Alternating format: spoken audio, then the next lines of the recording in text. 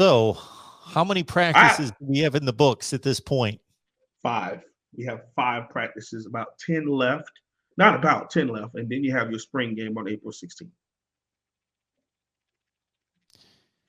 And you made those assessments. Forget the actual information that you got, but you cited some video. Uh, Right. how much video were you able to find? There's not. They get like the first 45 minutes of practice. Now the media, for the first time since they have been publicly covering and posting on YouTube, is able to stay at practice the whole practice.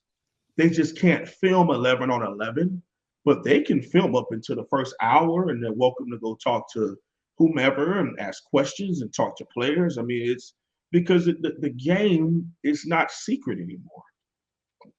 I mean, if you're developing a game plan based on what we're putting on Kane's All Access, for practice film, then hey, do your thing. But um, I don't see it being that big of a deal. And I'm happy that Coach Cristobal understands that, because the previous two regimes tried to pretend like Miami had this secret sauce, and they upload 15-second highlights from a whole practice, and didn't want the media around. The media can only be there for warm-ups and walkthroughs. That's not giving your fans due justice. But then I can go watch the Florida Gators, and they got a whole 50-minute documentary uploaded from the practice before. And all they did was spend the day off editing the video, where they follow one specific player, and this is so and so safety from, or this is the corner, Jason Marshall from Miami, Florida. Hey, what made you come to the Florida Gators? What made you want to be here? Switch to him and his pictures and his Pop Warner stuff, and him on National Signing Day. They have all these, and it's like, why is the university and Mark, the answer probably has been they didn't want to put out there how bad we were. They didn't want to put that evidence on screen. So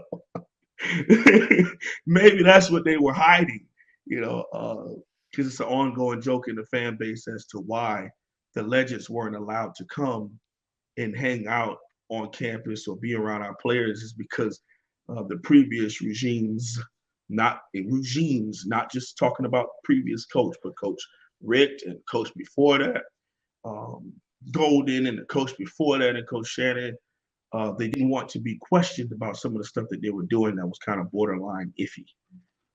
Anyhow, so I just had to put that out there, man, because we got some questions popping up. Well, here in the next 10 sessions, there's going to be a lot of guys that are going to start to get a rude awakening about where they stand on the depth chart.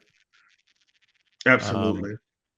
And to me, I think that's very important. I think transparency and being honest with young men is very important, because, Mark, you only get 4 or 5 years to do this thing. And yes, we would love to see you do it in the orange and green, but, my job is to out recruit you every year. Your job is to never lose that job. Okay.